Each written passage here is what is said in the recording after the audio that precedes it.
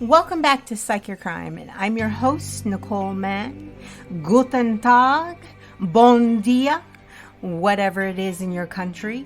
I always say thank you so much. I never thought I would be doing this for this long. I see so many new listeners in so many new countries. I see Pakistan, I see Israel, I see the Philippines. I'm so excited to see all of you people from so many different countries. I'm so happy that I'm touching people, well, not touching people, but reaching listeners all over the world. It makes me so excited. And as always, you can reach out to me through Patreon, my social media. It's at Geek Flossie on Instagram and Twitter. If you go to my Patreon and follow me on the Patreon.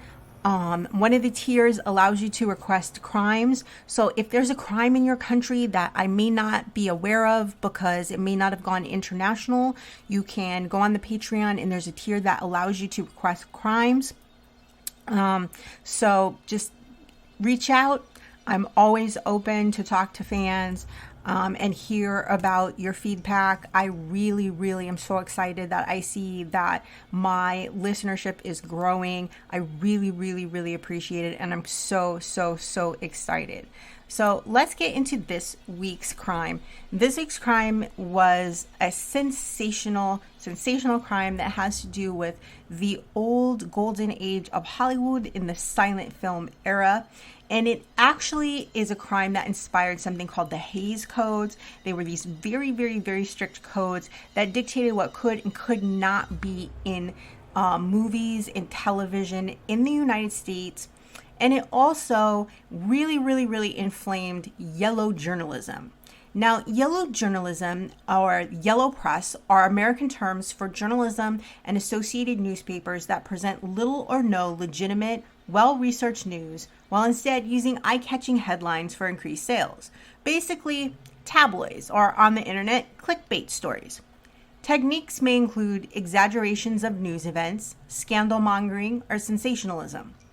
By extension, the term yellow journalism is used today as a pejorative to decry any journalism that treats news in an unprofessional or unethical fashion.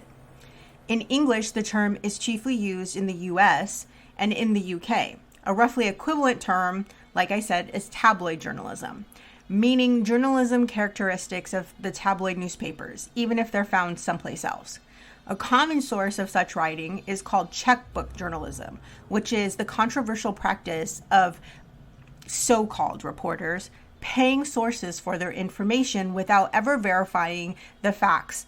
Now, a lot of people aren't aware that in the United States, for a very long time, we actually had laws that dictated that the news, if you called yourself news, it had to be fact-based and it had to be what's called sourced, meaning you actually had to check the sources and be able to prove what they were saying. Now, at one point during the W. Bush administration, Roger Ailes was able to get them to change the law a little bit, basically change the language of the law. He was able to lobby to get the language of the law changed.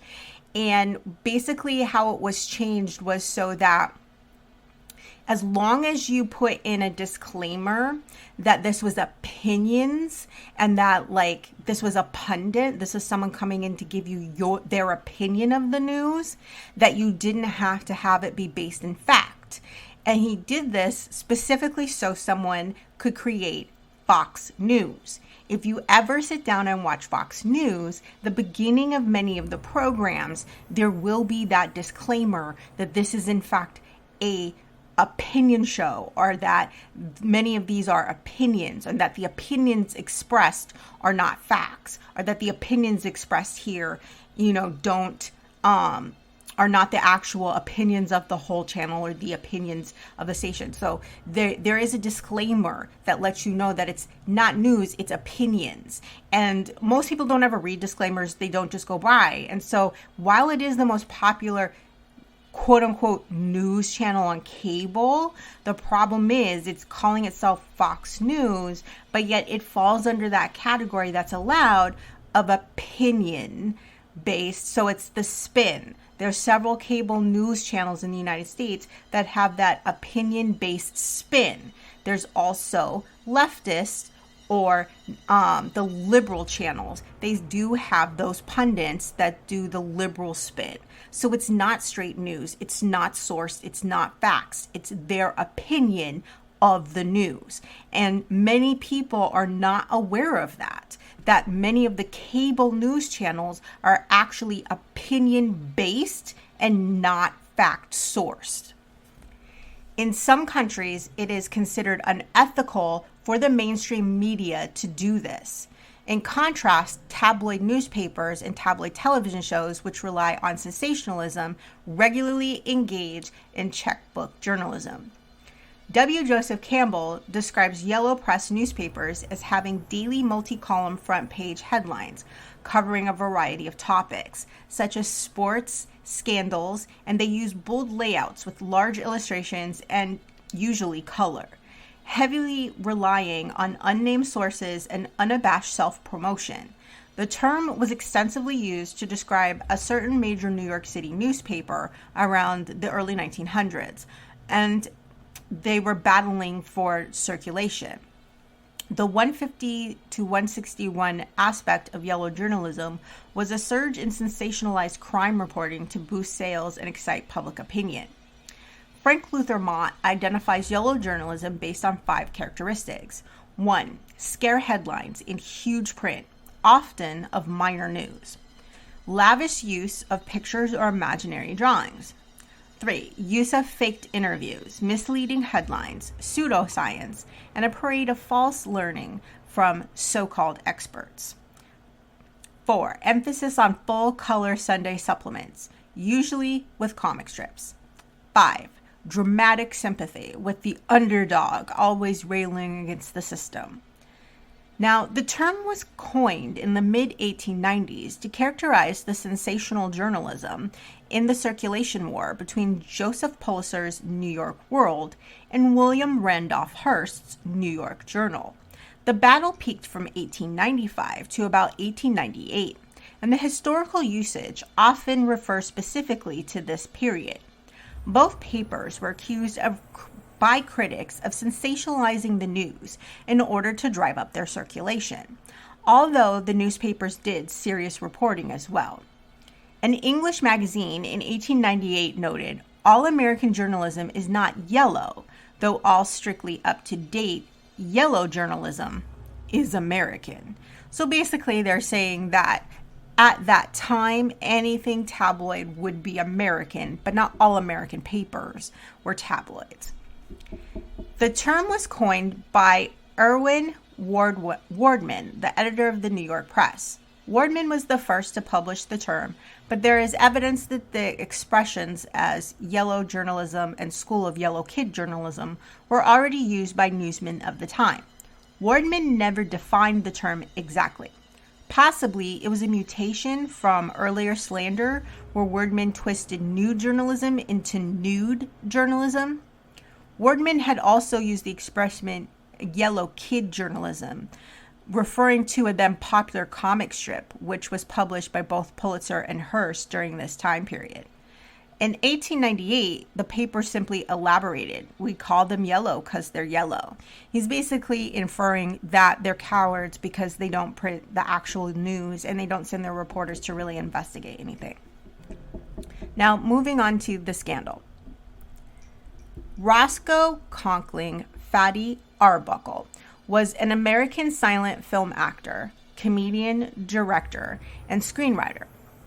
Roscoe Arbuckle was born on March 24th, 1887, in Smith Center, Kansas. He was one of 9 children of Mary E. Gordon and William Gordon Arbuckle. He weighed in at 13 pounds. Oh, Lord, I feel bad for that woman. His father believed that he was illegitimate, as both parents were incredibly slim. Consequently, he named him after Senator Roscoe Conkling of New York, hence the name Roscoe Conkling Arbuckle, a notorious philanderer who he despised. Why would you name your kid after somebody you despise? That makes no sense. The birth was traumatic for Mary and resulted in chronic health problems that contributed to her death just 11 years later. Arbuckle was nearly 2 when his family moved to Santa Ana, California. He first performed on stage with Frank Bacon's company at the age of 8 during their performance in Santa Ana. Arbuckle enjoyed performing and continued on until his mother died in 1898. Arbuckle's father had always treated him badly and now refused to support him. So he got work doing odd jobs in a hotel at 11. Wow, that's super harsh. He was in the habit of singing while he worked, and a professional singer heard him and invited him to perform in an amateur talent show. The show consisted of the audience judging acts by clapping or jeering, with bad acts being pulled off a stage by a shepherd's crook. This went on to happen at the Apollo in New York as well.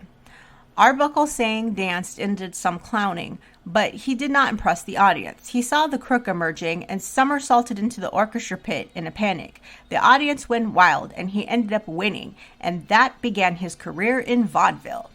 In 1904, Sid Groman invited Arbuckle to sing in his new unique theater in San Francisco, beginning a long friendship.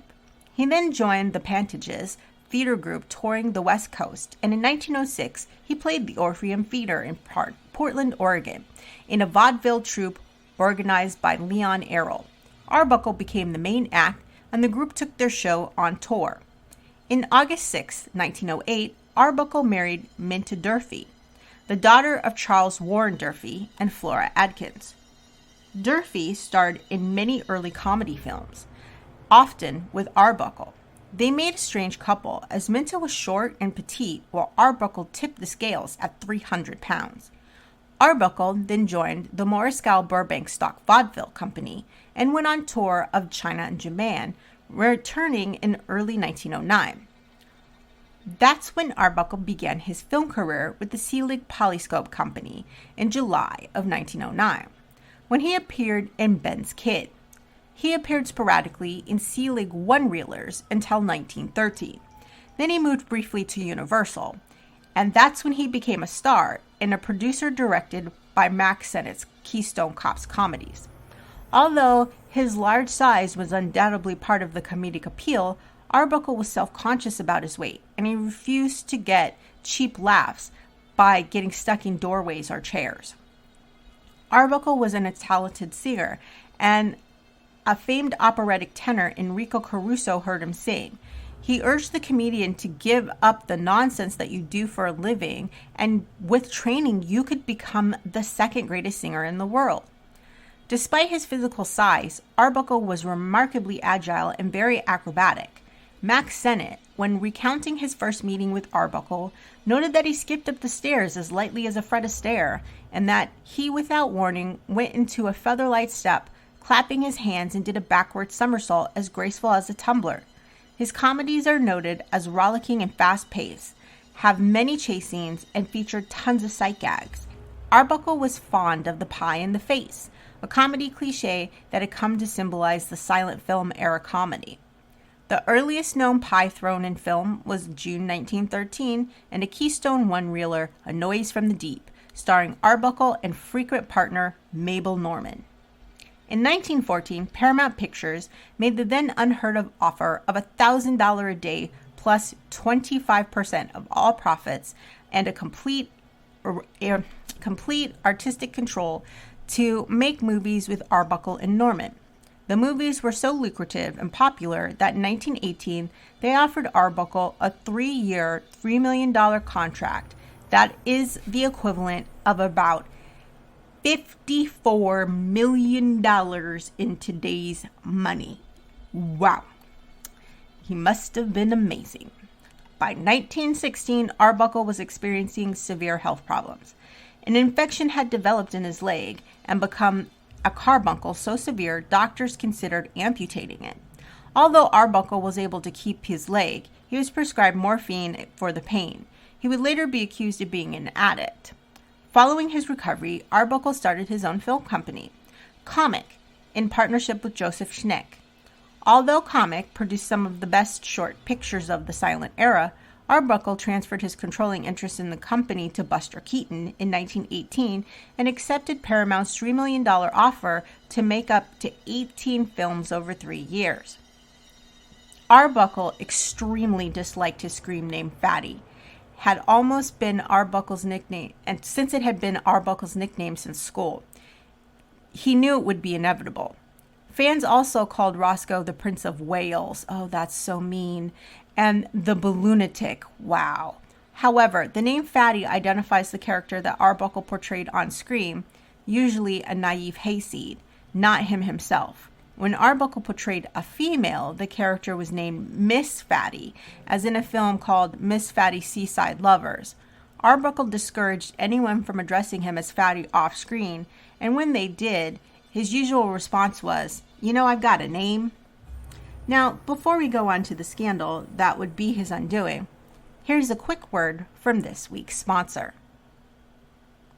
Our next partner has a product I use literally every day. I started taking AG1 because I wanted better gut health. I wanted a supplement that actually tastes great. It doesn't taste chalky or sour like superfood powders or probiotics normally do. It just has this really kind of mild tropical taste that I really, really love. So what is it? With one delicious scoop of AG1, you're absorbing 75 high-quality vitamins, minerals, whole food source superfoods, probiotics, and adaptogens. Some of you know I have Hashimoto's, and it causes digestive problems for me. So I've tried a lot of different probiotics, and this is one of the best tasting ones I've ever tried. I just drink it in the morning with breakfast, and tons of people take different kinds of multivitamins, and it's important to choose one with high quality ingredients that your body will actually absorb. So I figured, hey, why not just drink it? For every purchase, they donate to organizations helping to get nutritious food to kids in need, including No Kid Hungry here in the US. Right now, it's time to reclaim your health and arm your immune system with convenient daily nutrition. It's just one scoop and a cup of water every day. That's it. No need for a million different pills and supplements to look out for your health. And to make it easy, Athletic Greens is going to give you a free 1-year supply of immune-supporting vitamin D and 5 free travel packs with your first purchase. All you have to do is visit athleticgreens.com/emerging. Again, that's it. athleticgreens.com/emerging to take ownership over your health and pick up the ultimate daily nutritional insurance. In early September of 1921, after getting his big contract, Arbuckle was on his way to a party so he could celebrate. He wasn't necessarily in the mood, but he decided, what the hell. He was injured on set. He was in pain because he got an acid burn. Technically, a crime was being committed already because they were serving alcohol, and at the time it was illegal because it was prohibition. Arbuckle and his friends checked into the St. Francis Hotel in San Francisco. They were on the 12th floor in the suite, and that contained rooms 1219, 1220, and 1221. Now, 1220 was the sitting room. On Monday, September 5th, the party started early. Arbuckle greeted visitors in his pajamas, although it was the middle of the afternoon. Now, large quantities of liquor were being drunk by everybody. Around 3 o'clock, Arbuckle retired from the party in order to get dressed because he wanted to go sightseeing with a friend. What happened in the following minutes is hotly disputed. Bambina, aka Maud Delmont, who frequently set up famous people in order to blackmail them, claims that Arbuckle herded 26-year-old Virginia Rape into his bedroom and said, "I've waited for this a long time." Delmont says that a few minutes later, partygoers could hear screams from Miss Rape coming from the bedroom. Delmont claims she tried to open the door and even had to kick it in, but couldn't get it open. When Arbuckle finally opened the door, supposedly Rape was found naked and bleeding behind him. Arbuckle says that when he went to retire to his room to change his clothes, he found Rape vomiting in his bathroom. He then helped her clean up and led her to a nearby bed to rest. Thinking she was just overly intoxicated, he left her to rejoin his party. When he returned to the room a few minutes later, he found her on the floor. After putting her back in bed, he left to get help. Others entered the room. They found Rape tearing her clothes off, something that people claim she often did when she was extremely drunk. Party guests then tried a number of strange treatments, including covering her with ice, but she still wasn't getting any better. Eventually, the hotel staff was contacted and Rape was taken to another room to rest, with others looking after her. Arbuckle left for sightseeing and then drove back to Los Angeles. Rape was not taken to the hospital that day, and though she didn't improve, she still wasn't taken to the hospital for 3 days because most people who visited her figured that she must just have alcohol poisoning.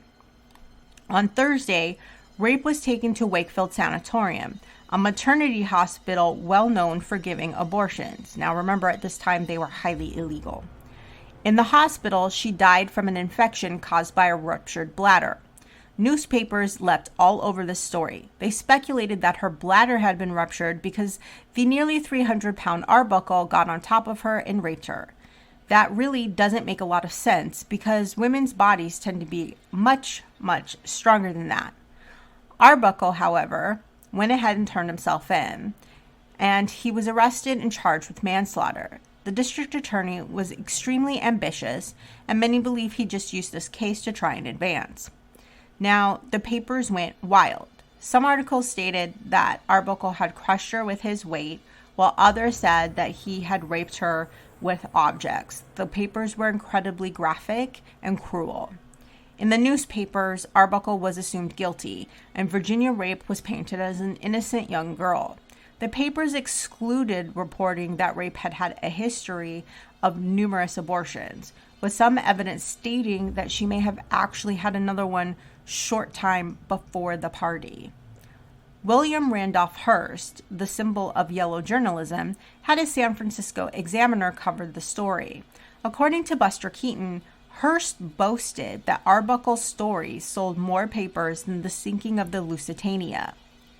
The public reaction to Arbuckle was fierce, perhaps even more than the specific charges of rape and murder.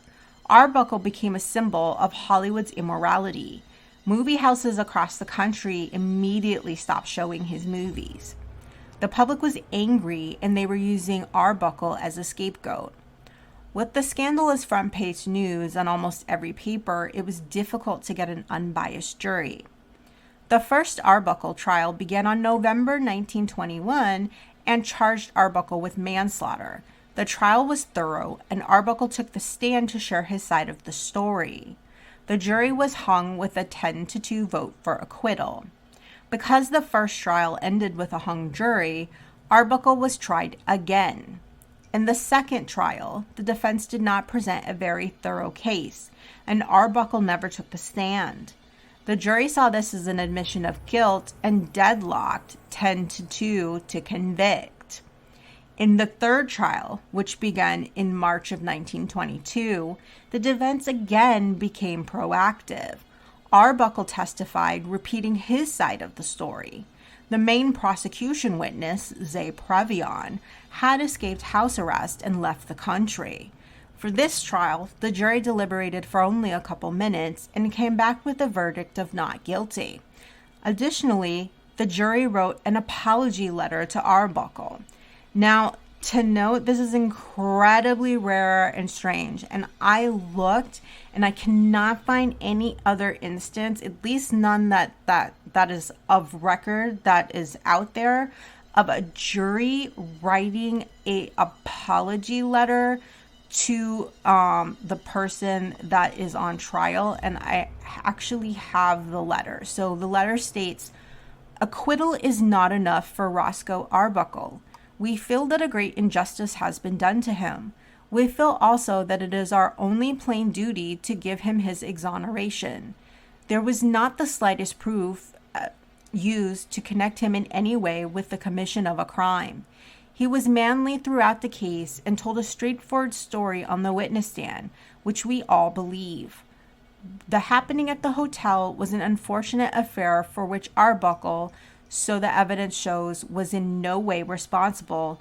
We wish him success and hope that the American people will take the judgment of 14 men and women who have sat listening for 31 days to the evidence that Roscoe Arbuckle is entirely innocent and free from all blame. But being acquitted was not the end to Roscoe Fatty Arbuckle's problems. In response to the Arbuckle scandal, Hollywood established a self-policing organization that would be known as the Hays Office. On April 18th, 1922, Will Hays, the president of the new organization, banned Arbuckle from filmmaking. Though Hays lifted the ban in December, the damage was done. Arbuckle's career had been destroyed. Now, here are most of the rules from the Hays Codes. They're I feel like they're pretty ridiculous, but here we go. No pointed profanity, either in title or by lip. This includes the words God, Lord, Jesus, Christ, unless they be used in reverence in connection with proper religious ceremonies. Hell, son of a bitch, damn, or God, and other profane and vulgar expressions, however you spell them. Any lascivious or suggested nudity, in fact or in silhouette, and any lecherous or licentious notice thereof by character. Basically, you can't show or talk about naked people, is what they're saying. The illegal traffic of drugs, no inference of perversion, no white slavery. Yep, they said it. No white slavery. You can show black people being slaves, you just can't show white people being slaves. Nothing about sexual hygiene or venereal diseases. Basically, they're saying you can't show women douching. Scenes of childbirth or silhouettes of childbirth. No child sex, so no children's sex organs, but adults are okay. No ridicule of the clergy. Willful offense to any nation, race, or creed. They obviously didn't take that seriously. No use of the flag. Internal relations. Avoid picturizing in an unfavorable light another country's religion, history, institutions, prominent people, or citizenry. Didn't take that seriously. No arson. Didn't take that seriously. No use of firearms. Didn't take that seriously. No theft, robbery, safecracking, dynamiting of trains, mines, buildings, etc., having in mind the effect, which is a total description of any of these. Once again, didn't take that seriously. No brutality and possible gruesomeness. Once again, didn't take that seriously. No showing of techniques of committing murder. Yeah. Whole movies are wrapped around. Alfred Hitchcock would not have a career if people took that seriously. No methods of smuggling. Yeah. Actual hangings are electrocutions as punishment. Basically, they're saying you can't show hangings or the electric chair, which I don't think people really did that until like the 60s when people just threw the Hays Codes out the window and pretended like they didn't exist. No sympathy for criminals. You've never seen Rebel Without a Cause. No showing attitude toward public character. Basically, they're saying that you cannot bemoan the man, or you can't bemoan the establishment, is what they're saying. Like, you can't make an anti-establishment or an anti-government movie. That's those type of films and those type of people were really what McCarthyism went after. So, no cruelty to children and animals. Well, that should be obvious, but whatever. No branding of people and animals. I mean, now they're getting super specific, but no sale of women or of women selling her virtue. Well, the sale of women would be white slavery. I don't understand why. Basically, no human trafficking and no prostitution. No rape, no attempted rape. First night scenes, aka no one night stands. No men and women in bed together. Fun fact. The first couple that was ever shown in bed together Many people think that it was Ozzie and Harriet. There's actually another couple, I think it's 1947. I think it's Marnie and Johnny, I believe, don't quote me, but it was them, then it was Ozzie and Harriet, and then it was I Love Lucy. The reason those three couples were allowed to skirt the Hays Codes is because they were all married. Other shows at the same time, like the Dick Van Dyke Show, I Dream of Jeannie, they all had beds, separate beds that were pushed apart because the actor and actresses that played the husband and wife were not married. No seduction of girls. You can't seduce anybody. The institution of marriage. You couldn't show married people. Well, obviously nobody paid attention to that. No operations. Okay. No drug use. That is why there was a movie that came out, I want to say somewhere in the 30s, called Reefer Madness. It was the most ridiculous thing ever. They basically painted it as though if you do marijuana, you're going to turn into a serial killer. You can find it somewhere. Actually, I will put a link down of places it might be streaming. It is the most ridiculous thing you will ever watch. It's hilarious. It just gives you a look into the mindset of people back then. If I can find a link to play it somewhere, I'll put it down below. Even if you may have to pay, I'll put links. I'll put whether you have to pay or not. Titles or scenes having to do with law enforcement. Basically, they didn't want you to paint law enforcement in a bad light. Excessive or lustful kissing. Basically, they're saying particularly when one is the heavy. What they mean is the heavy is they're like, especially if one is a player. So I wouldn't know how someone would just look and be like, oh, that's heavy. Like, I wouldn't know just out of nowhere. So that's the type of stuff the Hays Codes covered. So this trial inspired these ridiculous rules that by the end of the 50s, early 60s were just completely thrown out the window. So yeah. It didn't last long. For years, Arbuckle had trouble finding work. He eventually began directing under the name William B. Goodrich, similar to the name that his good friend Buster Keaton suggested, Will Be Good. Nice play on words there, Will Be Good. Though Arbuckle had begun a comeback and had signed with Warner Brothers in 1933 to act in some comedy shorts, he was never to see his popularity regained. After a small one-year anniversary party with his new wife on June 29, 1933, Arbuckle went to bed and suffered a fatal heart attack in his sleep. He was only 46. That is the story of Fatty Arbuckle, a comedy legend. Now, if you ever can find any of them, you should take a look at his shorts. There's comedy reels. They are absolutely hilarious. He was a good actor. He was a great comedian. For a time, people actually really did try, and because they believed the tabloids, they did try and say that he wasn't even funny. They tried to say people just laughed at him because he was fat, and that really wasn't true. He had really great timing. You know, Charlie Chaplin went through scandals of his own. Nobody ever said that Charlie Chaplin wasn't a good comic or that his shorts weren't funny. So it was really insulting to think that to this day there are still people who bought into the yellow journalism or the tabloid journalism that tainted his name, and they're still trying to discredit his talent because of it. So it's just really, really unfortunate and sad. And if you ever get a chance, please look him up and take a look at what the silent era was really like. That being said, join me next week when we look at the story of John DeLorean. That's right. John DeLorean, the creator of the famous DeLorean from Back to the Future. Recently, his story has had a new chapter and a crazy, crazy, crazy new twist. So until then, I hope you sleep better, knowing the how and why people do such awful things.